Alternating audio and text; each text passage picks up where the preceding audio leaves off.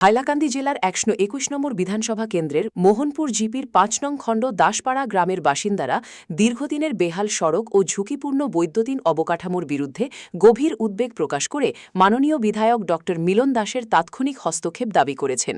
স্থানীয়রা অভিযোগ করেছেন, প্রধান সড়ক স্বাধীনতার পর থেকেই মেরামত হয়নি, ফলে বিভিন্ন স্থানে ৩ ফুট পর্যন্ত জল জমে চলাচল বন্ধ প্রায়। স্কুল, কলেজ, হাসপাতাল ও বাজারে যেতে গিয়ে এলাকাবাসীর দুর্ভোগ বেড়েছে। একবার অ্যাম্বুলেন্স চলাচলে বাধা পড়ায় এক গর্ভবতীকে রাস্তাতেই সন্তান প্রসব করতে হয় এবং চিকিৎসা সময়মতো না পেয়ে প্রাণহানির ঘটনাও ঘটেছে বলে তারা উল্লেখ করেন। বিদ্যুৎ সরবরাহ সংক্রান্ত নিরাপত্তার অভাবও মারাত্মক সমস্যা। বহু স্থানে ঘরের ওপর দিয়ে ঝুলছে খোলা তার। ট্রান্সফরমারের আশপাশে আগুন লাগার মতো ঘটনাও ঘটেছে বলে অভিযোগ উঠেছে। গ্রামবাসী জানান, গত ৩০ থেকে ৩৫ বছর ধরে বিভিন্ন সময় উন্নয়নের প্রতিশ্রুতি থাকলেও স্থায়ী সমাধান মেলেনি।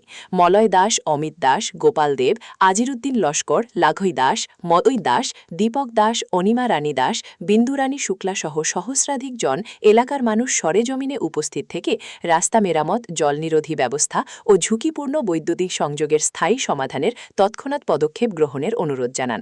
তারা আশাবাদ ব্যক্ত করেন যে বিধায়ক ড মিলন দাস দ্রুত উদ্যোগ নিলে সমস্যার সমাধান সম্ভব। আমরা এইদিকে প্রচুর মানুষ।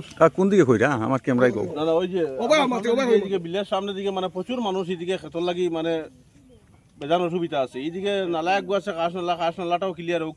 এই নালাটা খুঁটিয়া দিলে জল সব যাইব গিয়া, সব এটা প্রচুর খেত নষ্ট হইয়া আছে। দেখুন খেত কিছু হয় না। মানে এই জলটা যদি ক্লিয়ার হয়, নালাটা ক্লিয়ার হয়, তো মানে জলটা নামি যাব। জলটা দেখুন কত বন্ধ করে রাস্তা মাছ খাইতো, মাছ মারবার লাগি আর মানুষ এখানে সরকারের মানে আগরও মানে খাস নালা ছোটা শোনাতে দেখি বড় শোনাতে পর্যন্ত এই সরকারের খাস নালাটা মানে সরকারের লেখায় পড়ে আমরা আছে, নালা আছে এখানে, কিন্তু কিছু কিছু মানে মানুষে এই নালাটারে তার মানে এরিয়ার ভিতরে ঢুকাইছে।